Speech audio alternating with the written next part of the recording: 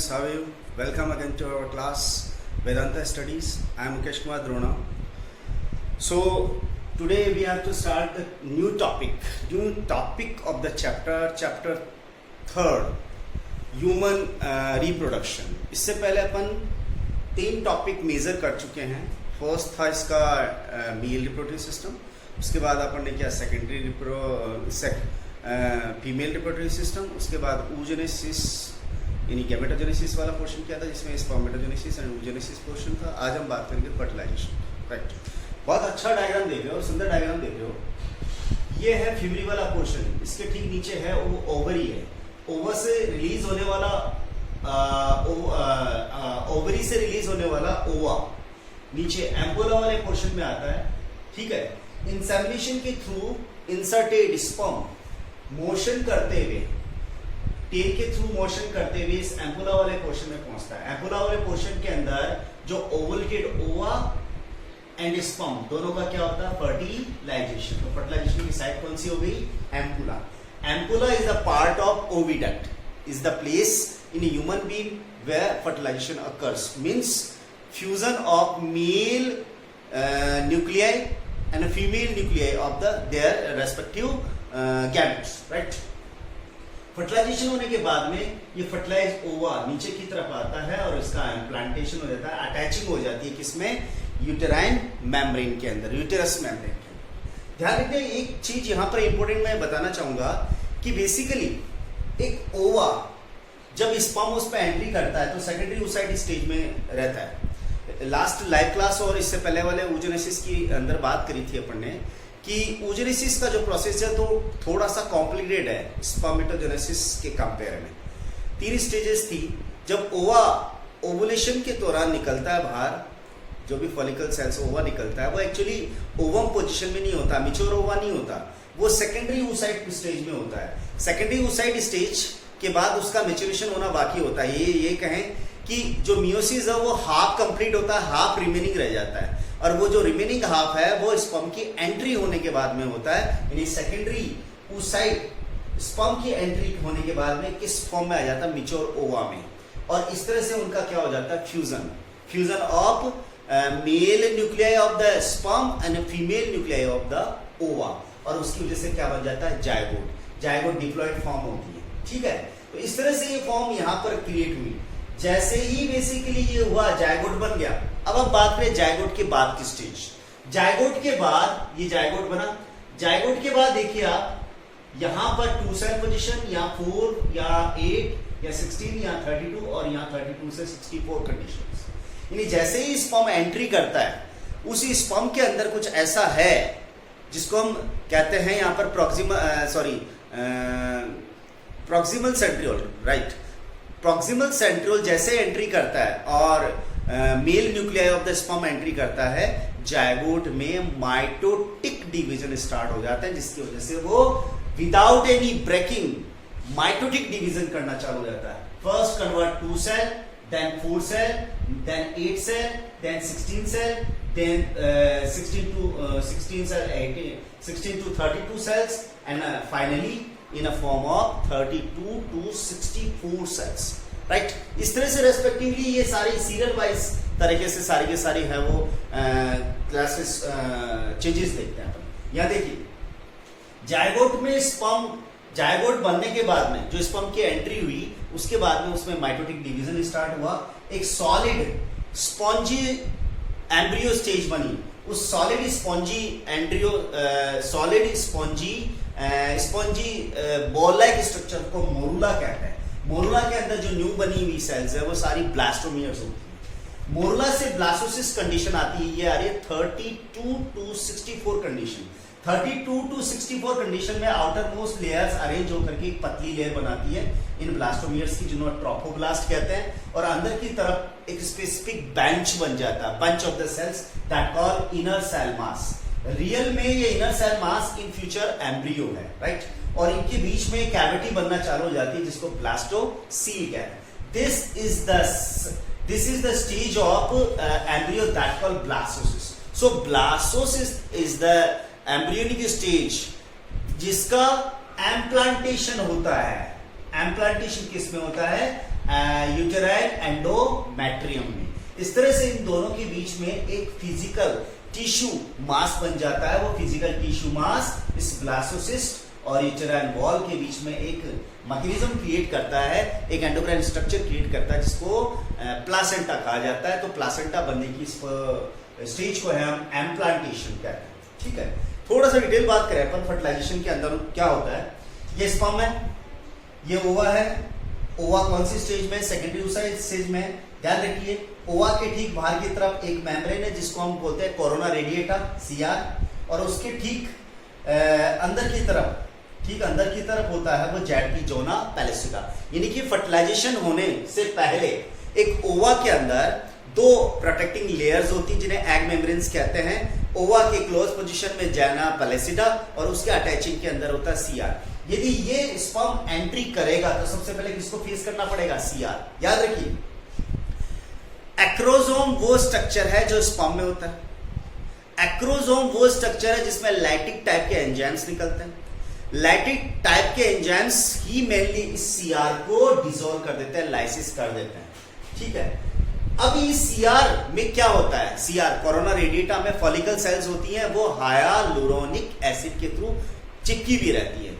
तो यहां पर हायालुरोनिडेज एंजाइम, एक्रोसोमल एंजाइम स्पर्म से रिलीज किया जाता है जो सीआर में मौजूद हायालुरोनिक एसिड को डिस्ट्रॉय करता है, जिससे सारी फॉलिकल सेल जो यहां सीआर बना रही है वो डिस्ट्रॉय हो जाती है और इस तरह से उस सीआर का मेल्टिंग हो जाती है, सीआर डिस्ट्रॉय हो जाती है। उसके तुरंत बाद में एंट्री ऑफ स्पर्म यानी कि ओवा का एंट्री हो जाती है। ध्यान रखिए, यहां पर जो भी एंजाइम्स स्पर्म के एक्रोसोम से रिलीज हो रहे हैं वो सीआर को डिस्ट्रॉय कर रहे हैं और जेडपी को पेनिट्रेट कर रहे हैं। जेडपी के अंदर एक यहां पर एक छोटा सा ग्रूव बनाते हैं, छोटा सा पोर बनाते हैं जिसमें से इस स्पर्म की एंट्री हो जाती है। ध्यान दीजिए, यहां पर मैंने एक ग्रिल लाइक स्ट्रक्चर सीआर बनाया रखा है। नेक्स्ट डायग्राम में मैंने सीआर गायब कर दी। क्या छोड़ा हुआ है? जेडपी। जेडपी के जिस एरिया से ये स्पर्म एंटर किया उस जगह पर थोड़ा सा पोर छोड़ा है, ये पोर के थ्रू होता है। अब जैसे ही जेडपी आगे चल करके स्पर्म की एंट्री होने के बाद एक मेम्ब्रेन बनाती है, फर्टिलाइजर मेम्ब्रेन। ध्यान देखिए, जेडपी किस पे है? जेडपी है ओवा पे। किसकी एंट्री हुई है? स्पर्म की। स्पर्म के साथ एंट्री किसकी हुई है? एक्रोसोमल एंजाइम्स की। इसका मतलब ओवा में स्पेसिफिक टाइप के केमिकल चेंजेस होते हैं जिसकी वजह से जेडपी एक स्पेसिफिक मेम्ब्रेन इस ओवा के चारों तरफ बना लेती है जिसको बोलते हैं फर्टिलाइजिंग मेम्ब्रेन। ये फर्टिलाइजेशन मेम्ब्रेन है। ये फर्टिलाइजेशन मेम्ब्रेन एंट्री एक स्पर्म की होने के बाद दूसरे स्पर्म्स के लिए नो एंट्री का बोर्ड लगा देगा। यानी कि अब नेक्स्ट एक्स्ट्रा स्पर्म यहां पर अंदर नहीं आ सकता। उसको प्रिवेंट कौन करेगा? Entry of sperm will be prevented by a specific membrane, fertilisation membrane that is build by ZP. ZP बनाता है केमिकल रिएक्शन के थ्रू जस्ट आफ्टर स्पर्म की एंट्री होने के बाद। इस तरह से स्टॉप ऑफ एंट्री किसकी स्टॉप हो जाती है? एंट्री स्टॉप हो जाती है किसकी? स्पर्म्स की। तो इस तरह से एक्स्ट्रा स्पर्म्स को एंट्री होने से कौन बचा रहा है? यहां पर फर्टिलाइजेशन मेम्ब्रेन। बट अभी भी जेडपी यहां पर बचा हुआ है, जेडपी अभी भी है यहां पर। तो फर्टिलाइजेशन मेम्ब्रेन यहां बन जाएगी, ये जेडपी बीच में बना रहेगा, अभी भी है। जेडपी ने केमिकल रिएक्शन यहां पर किया है, जेडपी फर्टिलाइजेशन मेम्ब्रेन में कन्वर्ट हो गया। ध्यान दीजिए, यहां पर ये ओवा है रेड कलर में, बाहर की तरफ मैंने जेडपी बनाया हुआ है। जेडपी यहां पे भी है, यहां पे भी है, यहां पे भी है, यहां पे भी है, यहां पे भी है, यहां पे भी। बट ब्लास्टोसिस स्टेज में आते ही जेडपी डिस्ट्रॉय हो जाता है। इसका मतलब जेडपी जहां पे भी डिस्ट्रॉय होता है कंप्लीटली, वो एक साइट वो होती है जहां पर एम्प्लांटेशन होता है। यानी जेडपी इम्प्रॉपर अनएक्सपेक्टेड एम्प्लांटेशन होने से बचाता है। सपोज करो जेडपी यही डिस्टर्ब हो जाती तो ये टू सेल कंडीशन यहीं पर एम्बेडिंग हो जाती, नहीं एम्प्लांटेशन यहां हो जाता। चलो एम्प्लांटेशन यहां हो भी गया, एम्बेडिंग हो गई, क्या एम्प्लांटेशन बोलेंगे? नहीं बोल सकते, क्योंकि एम्प्लांटेशन का मतलब था प्लासेंटा बनना। और प्लासेंटा कब बनता है? जब यूटेराइन एंडोमेट्रियम वॉल उस एम्प्लांटेशन यानी प्लासेंटा बनाने में हेल्प करती है। यहां तो नहीं है भाई, यूटेराइन मेम्ब्रेन तो यहां पे है, वॉल यहां पे है। इसका मतलब पर्टिकुलर ये जो सेल यहां पर नीचे की तरफ आ रहा है, ये जो जाइगोटिक कंडीशन होने के बाद एम्ब्रियोनिक स्टेज नीचे की तरफ आ रही है, वो जेडपी कहीं इम्प्रॉपर एम्प्लांटेशन इस जगह पे ना हो जाए, इस जगह पे ना हो जाए, इस जगह पे ना हो जाए, वो कहां पर? केवल एंडोमेट्रियम में। इसका मतलब जेडपी इम्प्रॉपर एम्प्लांटेशन से बचा के रखता है। ये जेडपी का मेनली वर्क है। जेडपी का दूसरा इंपॉर्टेंट काम ये भी है कि एक्स्ट्रा स्पर्म की एंट्री यहां पर नहीं हो। नो एंट्री का बोर्ड जेडपी यहां पर लगवा देता है। जेडपी यहां पर इन फ्यूचर किस फॉर्म में जाना जाएगा? फर्टिलाइजेशन मेम्ब्रेन के फॉर्म में जाना जाएगा। एम्प्लांटेशन क्या है? एम्बेडिंग ऑफ फर्टिलाइज्ड ओवा, जिसको ब्लास्टोसिस्ट कहते हैं, क्योंकि अब वो 32 to 64 कंडीशन में है। सो एम्बेडिंग ऑफ फर्टिलाइज्ड ओवा और blastocyst in the endometrium of uterine wall. Endometrium of uterine wall में फर्टिलाइज एग, फर्टिलाइज ओवा जो ब्लास्टोसिस्ट स्टेज में है उसका एम्बेडिंग हो जाता है, और ये एम्बेडिंग बेसिकली इस चीज को रेस्पॉन्सिबल है। यहां पर एक चीज और देने आएंगे, यहां पर ट्रोफोब्लास्ट। अब ये जेडपी यहां पे आते डिस्टॉर्ब कैसे होगी? ट्रोफोब्लास्ट यहां पर स्पेसिफिक टाइप की ऐसी सेल्स है जो इस ब्लास्टोसिस्ट की सबसे बाहर की सेल है। ये किसको रिप्रेजेंट करेगी? ये किसको रिगार्ड करेगी? जेडपी को। यानी कि ट्रोफोब्लास्ट की स्पेशल टाइप की सिक्रेटरी टाइप की सेल्स एंजाइम रिलीज करके जेडपी को पूरी तरह से डिस्ट्रॉय कर देगी। जैसे ही वो एम्प्लांटेशन होने से ठीक पहले की पोजीशन होगी, यूटेराइन मेम्ब्रेन, यूटेराइन वॉल की एंडोमेट्रियम लेयर के आसपास में होगा, वैसे ही ये ट्रोफोब्लास्ट सेल जेडपी को मेल्ट करने वाले स्पेसिफिक एंजाइम रिलीज करेगी, और जेडपी डिस्ट्रॉय हो जाने से इस ब्लास्टोसिस्ट का एम्बेडिंग यहाँ पर हो जाता है। तो इस तरह से एम्बेडिंग होनी यहाँ पर कंप्लीट होती है।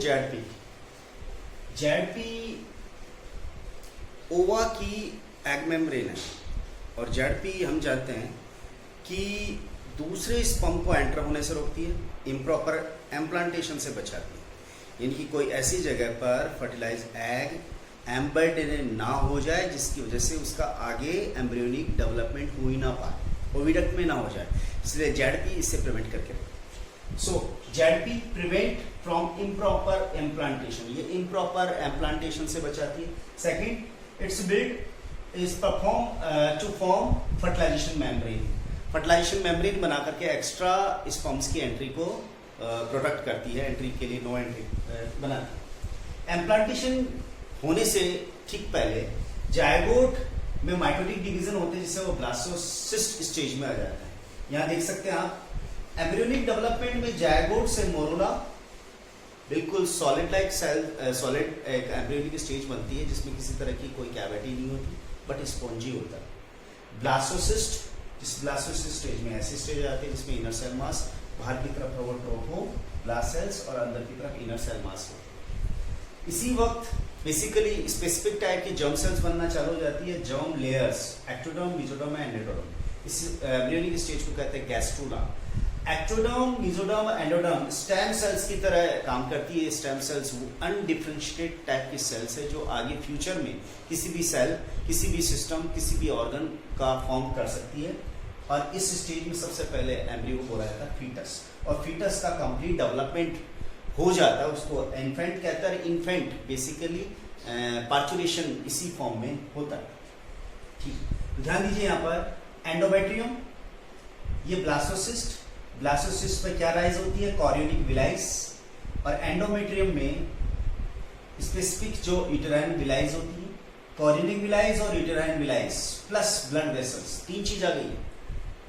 Chorionic villi, uterine villi plus blood vessels, तीनों मिलकर के एक कॉम्पैक्ट पैकिंग स्टेज बनाती है जिसको इंटरटिजिटेशन कहते हैं। ये interdigitation chorionic villi plus uterine wall और ब्लड वेसल्स तीनों मिलकर के क्या बनाती है कि स्पेसिफिक टाइप के एंडोक्राइन स्ट्रक्चर्स बनाती है जो डेवलपिंग एम्ब्रियो को फर्दर डेवलपमेंट देगा, नरिशमेंट देगा। इसको कहते हैं प्लासेंटा। प्लासेंटा जहां पर एम्ब्रियो को ऑक्सीजन और नरिशमेंट प्रोवाइड करता फ्रॉम मटेरियल बॉडी, मदर की बॉडी से, मटेरियल टिश्यू, मटेरियल बॉडी से, और प्लेसेंटा एम्ब्रियो में बनने वाले कार्बन डाइऑक्साइड और एक्सक्रीटा को बॉडी से बाहर निकालता है, और बाकी का आगे का काम है वो मटेरियल टिश्यू और सिस्टम्स का करने का, मदर का काम। एम्ब्रियोनिक स्टेज में ये स्टेज आ गई। इन प्रॉपर वे में यदि हम देखें यहाँ पर, ये है यूटेरस, ये यूटेरस की endometrium, endometrium plus blood vessels plus chorionic villi तीनों मिलके क्या बना रही है, प्लासेंटा। इधर डेवलपिंग एम्ब्रियो है, इस डेवलपिंग एम्ब्रियो में ये स्टेजेस आ चुकी है जिसमें सिस्टम और टिश्यू बनाने के लिए स्पेशल जर्म सेल्स हो चुकी है। बट इस प्लासेंटा और एम्ब्रियो के बीच में एक tube like structure, connection tube like structure बनता है जिसको कहते हैं umbilical cord. This is umbilical cord, a connection tube to joint the embryo with placenta. Placenta का formation material tissue and embryonic tissue दोनों मिलकर कर रहे हैं। कौन कौन चीज आ गई यहां पर, chorionic villi plus uterine villi and blood vessels. Chorionic villi embryo का है, यूटेराइन विलाई मटेरियल टिश्यू है, ब्लड वेसल्स दोनों का फ्यूजन की वजह से ब्लड वेसल्स बन रही है।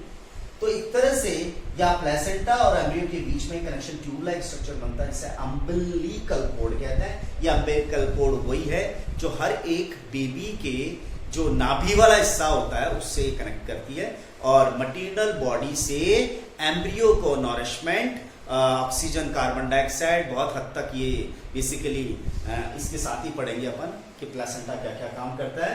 ये सारी चीज यहाँ पर प्लेसेंटा का बनना और प्लेसेंटा के बाद में ये आगे का डेवलपमेंट स्टार्ट हो। प्लेसेंटा से एम्ब्रियो, एम्ब्लिकोड एक ट्यूब लाइक स्ट्रक्चर से जुड़ता है। प्लेसेंटा का बनना जिस टाइमिंग पर्टिकुलर में होता है वो 12th डे पे होता है, फर्टिलाइजेशन के 12th डे पे, ठीक है। तो temporary organ that connect the developing embryo via umbilical cord to the uterine wall, maternal body part, maternal body, uterine wall, embryo part that make contribution by making the placenta, right? So placenta 12th day पे बनता है, temporary endocrine structure है, ये इसके functions हैं, nourishment provide करेगा for the developing embryo, O2 CO2 exchange, gases exchange करवाएगा between the body of embryo and material body. Waste eliminations, waste जितने भी एम्ब्रियो में बनते हैं वो रिलीज किए जाएंगे, मटीरियल बॉडी में आएंगे, मटीरियल बॉडी में ब्लड वेसल्स के थ्रू, ब्लड सप्लाई के थ्रू बॉडी से बाहर निकाले जाएंगे। And immunity, IgG, placenta immunity भी क्रिएट करता है। प्लासेंटा के थ्रू एंटीबॉडीज रिलीज किया जाता है जो एम्ब्रियो में इम्यूनिटी क्रिएट करवाएगा। ये इम्यूनिटी यहां पर हम कह सकते हैं, आगे हम टर्म देखेंगे, this is immunity, passive immunity. जब रेडीमेड एंटीबॉडीज किसी बॉडी में डाले जाते हैं तो उसे पैसिव इम्यूनिटी कहते हैं, बट ये हम आर्टिफिशियली नहीं है, नेचुरल है। तो नेचुरल पैसिव इम्यूनिटी क्रिएट करने का काम किसका हुआ, प्लेसेंटा का। प्लेसेंटा ये 4 फंक्शन कर रहा है। तो इम्यूनिटी यानी रेसिस्टेंस क्रिएट कर रहा है जिससे एम्ब्रियो में डिजीज के अगेंस्ट एक स्ट्रेंथ क्रिएट हो सके। टेम्पररी एंडोक्राइन स्ट्रक्चर मान सकते हैं अपन प्लेसेंटा का। टेम्पररी एंडोक्राइन स्ट्रक्चर है, फर्स्ट ये 1 2 3 4 हार्मोन्स रिलीज हो रहे हैं temporarily for sometimes. HCGH human chorionic gonadotropin hormone, जिसे प्रेगनेंसी हार्मोन भी कहते हैं। HPL human placental lactogenic hormone, estrogen and progesterone. हम इनकी बात करें, HCG जैसे ही प्लासेंटा बनेगा मटीरियल बॉडी के अंदर HCG का बहुत अमाउंट यूरिन के थ्रू बॉडी से बाहर निकाला जाएगा। यूरिन का एग्जामिन करके यूरिन में इस हार्मोन की प्रेजेंसी को यदि प्रूफ कर लिया जाता है तो प्रेगनेंसी पॉजिटिव माना जाता है, यानी प्रेगनेंसी टेस्ट करने के लिए इस हार्मोन का यूटिलाइज किया जाता है क्योंकि ये एक प्रेग्नेंट लेडी के यूरिन से निकाला जाता है। अब कैसे निकाला जाएगा, बेसिकली क्या यहाँ पर टेस्ट को देखा जाता है, क्योंकि HCGH एक ऐसा हार्मोन है जिसकी basic nature pure protein nature है। तो प्योर प्रोटीन की प्रेजेंसी किसी भी लेडी के यूरिन में होती है तो बेसिकली डेफिनेटली ऐसी वीमेन प्रेग्नेंट है, यानी कि पॉजिटिव प्रेग्नेंट टेस्ट उसको माना जाता है, ठीक है। HCGH और HPL हार्मोन्स, HPL का मेन फंक्शन है लैक्टोजेनिक हार्मोन है, यानी कि ये मदर की बॉडी में मेमरी ग्लैंड्स में लैक्टेन यानी कि मिल्क प्रोडक्शन के लिए है, वो इंडक्शन क्रिएट करेगा। एससीजी और एचपीएल इन दोनों की वजह से बेसिकली जब भी ये रिलीज होता है अर्ली मॉर्निंग बहुत ज्यादा रिलीज होता है, इसलिए जितना बड़ा पार्ट बॉडी से फीमेल की बॉडी से इन दोनों हार्मोन्स का रिलीज होता है उतना ही कुछ टाइम के लिए मेटाबॉलिज्म स्लो हो जाती है फीमेल्स की। और मॉर्निंग में इस मेटाबॉलिज्म के स्लो होने के इस स्टेज को कहते हैं मॉर्निंग सिकनेस। ठीक है, नेक्स्ट बात करें एम्ब्रियोनिक इवेंट्स कौन से हैं। Embryonic development gestation period human case के अंदर 1 to 9 मंथ है, 9 to 9.5 मंथ तक हो सकता है। तो डे फर्स्ट पर जायगोट फॉर्म हुआ, मंथ 1 के एंड तक हार्ट बन जाता है, मंथ 2 के एंड तक लिम्स और डिजिट्स बन जाते हैं, यानी कि फिंगर बन जाते हैं, लिम्स यानी कि हाथ और पैर, हैंड और लेग्स बन जाते हैं। 12th वीक के एम्ब्रियो को फीटस बोला जाता है। मेजर ऑर्गन से इनके अंदर बिल्डअप हो चुके होते हैं। एक्सटर्नल जेनाइटेलियाज बन जाते हैं। ये एक्सटर्नल जेनाइटेलियाज का मतलब सेक्स ऑर्गन्स, यानी कि हम एक बॉडी के अंदर एक बेबी के अंदर जो 12 मंथ का फीटस बन चुका है उसके अंदर female part, copulatory part, penis और वेजाइना दिख सकते हैं। इस तरह से एक फीटस, एक एम्ब्रियो में सेक्स डिटरमिनेशन के लिए जो फीटस देखा जाता है, एम्ब्रियोनिक स्टेज देखी जाती है, वो डिटरमाइनिंग होती है 12th वीक वाली। 5th मंथ तक के एंड तक फर्स्ट मोमेंट ऑफ बेबी होता है। मदर के बॉडी में, यूटेरस में बच्चा हिलना चालू हो जाता है और फर्स्ट मोमेंट जो दिखता है उसको हम किक मानते हैं। क्या बोलते हैं, कोई लेडी बोलती है प्रेग्नेंट लेडी कि मेरे बच्चे ने आज मेरे को किक मारा, तो किक मारा मतलब उसकी बॉडी में ऑलमोस्ट एम्ब्रियोनिक डेवलपमेंट पूरा हो चुका है, बट अभी भी वो बेबी फुल्ली डेवलप नहीं है, इनिशियल ऑर्गन्स कंप्लीट हो चुके हैं। तो फर्स्ट किक हम 5th मंथ के अंदर देखी जाती है। 24 वीक के अंदर बॉडी कवर हो जाती है पूरी हेयर से और आईलिड्स उसमें बन जाते हैं और 9 मंथ तक आते आते एक एम्ब्रियो का फुल्ली डेवलपमेंट हो चुका होता है। फुल्ली डेवलप्ड एम्ब्रियो को इन्फेंट बोला जाता है, जो पार्चुरेशन नेचुरल प्रोसेस के थ्रू बॉडी से बाहर एक्सपेल कर दिया जाता है और उस पोजीशन में उस डेवलपिंग फुल्ली एम्ब्रियो को इन्फेंट बोला जाता है। ठीक है, बात करें उन हार्मोन्स की जो पर्टिकुलर प्रेगनेंसी के टाइम पर ही रिलीज होकर के, क्योंकि उनका लेवल सडन प्रेग्नेंट होने के तुरंत बाद में एक प्रेग्नेंट मदर के अंदर, प्रेग्नेंट लेडी के अंदर सडन उनका लेवल इंक्रीज होता है। क्या इसका इंपोर्टेंस है? इंपोर्टेंस ये है कि एक मदर में एक एक्स्ट्रा लाइफ नॉरिश की जा रही है, उसको मेंटेन करने के लिए एक मदर की मेटाबॉलिज्म, डेवलपमेंट और ये सारे के सारे प्रोसेस अब फास्ट होने चाहिए, जिससे उस डेवलपिंग एम्ब्रियो को ग्रोथ, नॉरिशमेंट और मेंटेनेंस प्रोवाइड की जा सके। इसके साथ साथ उस मदर का भी मेंटल, साइकोलॉजिकल और फिजिकल डेवलपमेंट भी साथ के साथ हो। तो इन हार्मोन्स का लेवल बढ़ने की वजह से, रैपिडली बढ़ने की वजह से एक मेटाबॉलिज्म बढ़ जाता है मदर का भी और एम्ब्रियो का। Levels of some hormones rapidly increase during pregnancy to provide fast metabolism, growth and development to the body of both, दोनों बॉडीज के लिए, मदर एंड एम्ब्रियो। कुछ हार्मोन कौन से हैं? एससीजीएच, एचपीएल, ये दोनों हार्मोन और एस्ट्रोजन और प्रोजेस्टेरोन। कौन कौन से हार्मोन्स हैं मेंशन कीजिएगा। ये वाला हार्मोन एससीजीएच, जिसे ह्यूमन कोरियोनो गोनेडोट्रोपिन हार्मोन कहते हैं। HPL human placenta lactogenin hormone. Estrogen and progesterone ये रिलीज हो रहे हैं किससे? प्लासेंटा से रिलीज हो रहे हैं। तो सडन इनका लेवल बढ़ेगा, स्पेशली कौन से डे पे बढ़ेगा? 12th डे पे। रिलैक्सिन हार्मोन ओवरी रिलीज करता है, तो पैल्विक रीजन में एक्सपेंडेशन हो, मस्कुलर एक्सपेंडेशन हो, बच्चे को कंसीव करने में इजी रहे, ये वाला हिस्सा जो पैल्विक रीजन है वो एक्सपेंड होना चालू हो जाता है। कॉर्टिसोल हार्मोन एड्रिनल ग्लैंड से रिलीज होता है, एड्रिनल ग्लैंड से, और एड्रिनल ग्लैंड से रिलीज होकर के मदर की ब्लड में इसकी मात्रा बहुत ज्यादा बढ़ जाती है। इसका मेन फंक्शन होता है मदर की बॉडी में ग्लूकोज के लेवल को इंक्रीज करना। क्यों? क्योंकि एनर्जी की ज्यादा जरूरत पड़ेगी, रेस्पिरेशन बढ़ेगा, बेसिक मेटाबॉलिक रेट्स भी बढ़ेंगी, तो एनर्जी बढ़ाने के लिए ये कॉर्टिसोल हार्मोन ग्लूकोज के लेवल को भी उस मदर की मटीनल बॉडी के ब्लड के अंदर बढ़ा देगा, ग्लूकोज का लेवल बढ़ाने के लिए। प्रोलैक्टिन हार्मोन मिल्क प्रोडक्शन के लिए मिल्क प्रोडक्शन बढ़ाना चालू कर देगा, मिल्क प्रोडक्शन स्टार्ट हो जाएगा मेमोरी ग्लैंड्स में, और थायरोक्सिन हार्मोन टोटल मेटाबॉलिज्म बढ़ाएगा, जिसमें ग्रोथ भी बढ़ाएगा।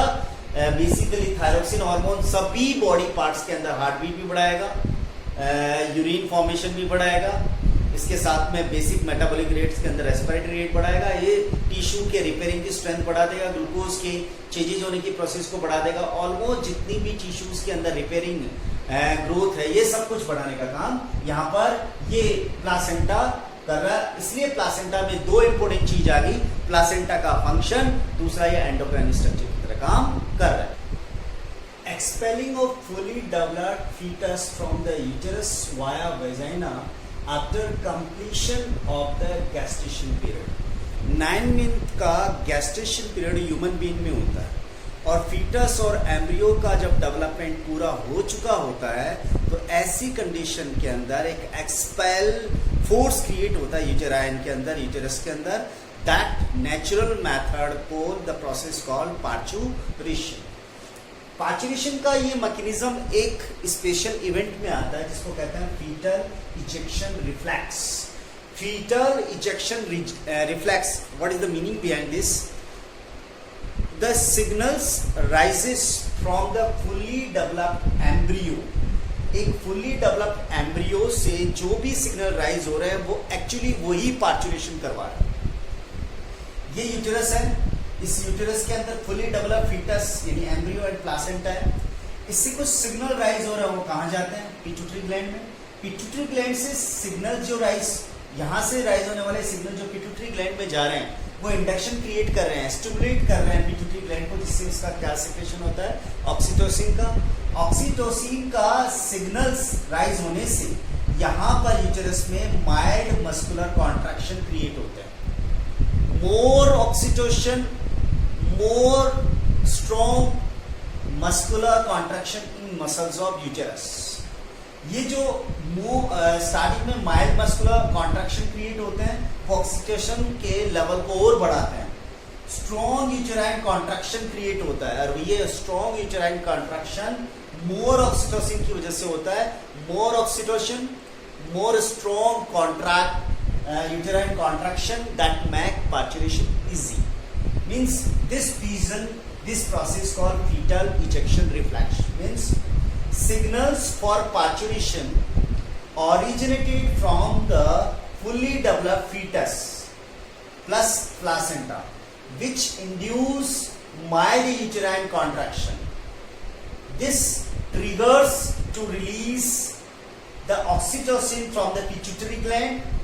Strong uterine contraction stimulate more oxytocin, and more oxytocin जो रिलीज होता है वो इतना स्ट्रॉन्ग मस्कुलर कॉन्ट्रैक्शन क्रिएट करता है यूटेरस के अंदर, जिससे पार्चुरेशन बनता है।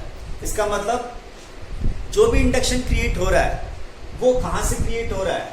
वो फुली डेवलप्ड एम्ब्रियो से हो रहा है। फुली डेवलप्ड एम्ब्रियो से जो सिग्नल राइज हो रहे हैं वो ऑक्सीटोसिन को रिलीज करवा रहे हैं, साथ में यहाँ पर slow uterine muscular contraction create हो रहा है। जैसे ही ये सिग्नल और बढ़ते हैं पिट्यूटरी ग्लैंड से पिट्यूटरी ग्लैंड से ऑक्सीटोसिन का लेवल बढ़ जाता है, तो ये जो स्लो होने वाले कॉन्ट्रैक्शन यूटेरस कॉन्ट्रैक्शंस हैं, मस्कुलर कॉन्ट्रैक्शन है, वो और स्ट्रॉन्ग हो जाता है, और स्ट्रॉन्ग, और ऑक्सीटोसिन इतना एक्सपेल क्रिएट करता है, धक्का क्रिएट करता है, फोर्स क्रिएट करता है, जिसकी वजह से यूटेरस से वो फुल्ली डेवलप्ड एम्ब्रियो, जिसको हम इन्फेंट बोलेंगे, वो वेजाइना पैसेज के थ्रू बॉडी से बाहर आ जाता है। तो ये जो प्रोसेस है वो फीटल इजेक्शन रिफ्लेक्स है। तो सिग्नल्स कहाँ से राइज हुआ? एम्ब्रियो से, और रिफ्लेक्स एक्शन क्या हुआ उसका? पार्चुरेशन। ठीक है, यहाँ पर एक चीज स्पेशली है कि एक मदर के पार्चुरेशन होने से ठीक पहले ऑक्सीटोसिन का अनएक्सपेक्टेड लेवल जो इंक्रीज करता है वो यूटेरस मस्कुलर कॉन्ट्रैक्शन क्रिएट करेगा, जिससे ऐसी मदर को पेन फील होगा, और उस पेन जो होता है just before the parturition that call labour pain. यहाँ पर आप यहाँ पर एक चीज बहुत क्लियर से देख सकते हैं कि ये जो ऑक्सीटोसिन है वो ऑक्सीटोसिन की वजह से ही पार्चुरेशन इजी हो रहा है। इसलिए ऑक्सीटोसिन को बर्थ हार्मोन के नाम से भी जानते हैं। ऑक्सीटोसिन नहीं होगा तो पार्चुरेशन होने के लिए स्ट्रॉन्ग मस्कुलर कॉन्ट्रैक्शन क्रिएट नहीं होगा यूटेरस में, और यूटेरस में मस्कुलर स्ट्रॉन्ग कॉन्ट्रैक्शन क्रिएट नहीं होने की पोजीशन के अंदर ऐसी पोजीशन में आर्टिफिशियली इंजेक्ट किया जाता है मर्टिनल बॉडी में, जिससे उसके पार्चुरेशन को इजी किया जा सके। इसलिए जनरली इस हार्मोन को लेबर पेन ज्यादा होने की पोजीशन में आजकल डॉक्टर्स पार्चुरेशन से ठीक पहले, यदि कॉम्प्लिकेटेड पार्चुरेशन हो रहा है, कॉम्प्लिकेटेड डिलीवरी है और पार्चुरेशन इजी नहीं हो सकता, उस कंडीशन में आर्टिफिशियली इंजेक्शन के थ्रू, बॉडी में इतना ऑक्सीटोसिन नहीं बननी तो आर्टिफिशियली डॉक्टर्स इंजेक्शन के थ्रू ऑक्सीटोसिन दे करके उस डिलीवरी को इजी करने का काम करते हैं। इसलिए ऑक्सीटोसिन को बर्थ हार्मोन भी बोला जाता है। एक काम और है इसका, oxytocin fully developed memory gland से बच्चे के ठीक पैदा होने के बाद, डिलीवरी के बाद लैक्टेशन करवा।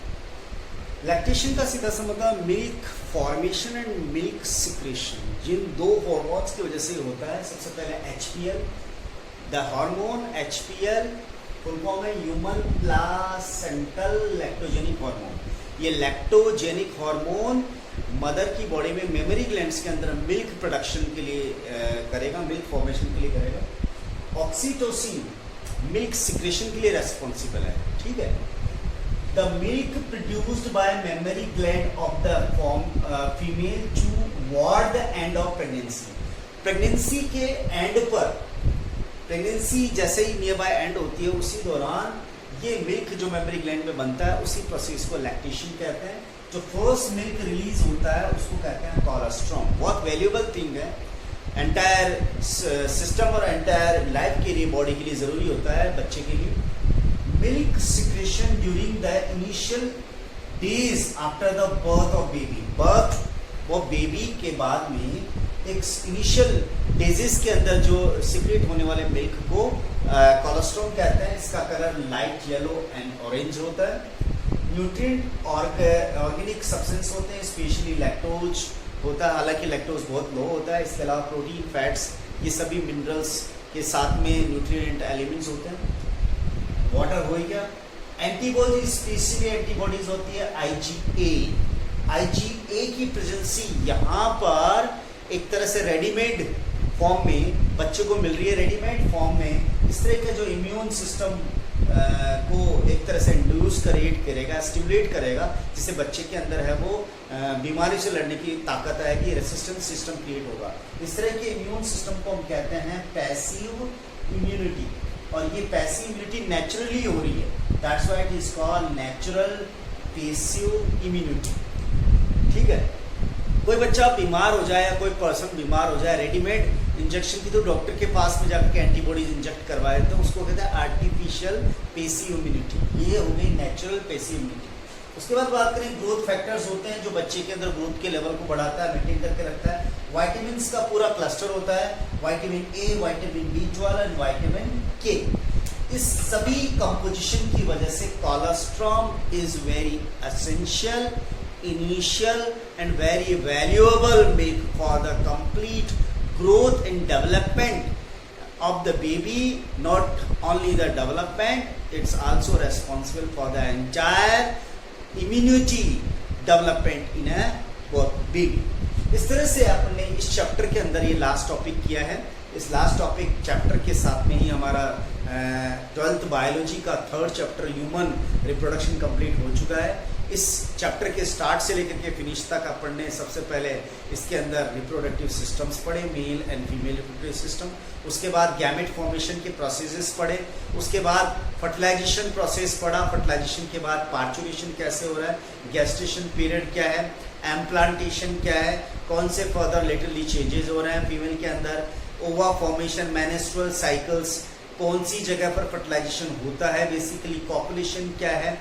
उसके बाद पार्चुरेशन क्या है, पार्चुरेशन किस हार्मोन्स की वजह से बेसिकली इंड्यूस होता है, पार्चुरेशन होने के लिए कौन सा हार्मोन रेस्पॉन्सिबल है। बर्थ हार्मोन किसको कहते हैं, जो फर्स्ट इनिशियल डिजीज के अंदर जो मिल्क, बहुत वैल्यूएबल मिल्क रिलीज होता है फीमेल के बॉडी से, मेमोरी ग्लैंड से, उनसे कौन से हार्मोन रेस्पॉन्सिबल है, और उस प्रोसेस का अंदर जो भी मिल्क प्रोड्यूस हो रहा है वो किस तरह से एक बेबी के लिए, न्यूली इन्फेंट के लिए बहुत ही ज़्यादा वैल्यूएबल है। इस तरह से ये अपना चैप्टर फिनिश हो चुका है। नेक्स्ट चैप्टर हम करेंगे चैप्टर नंबर 4 बायोलॉजी का। Keep your revise regularly. Thank you.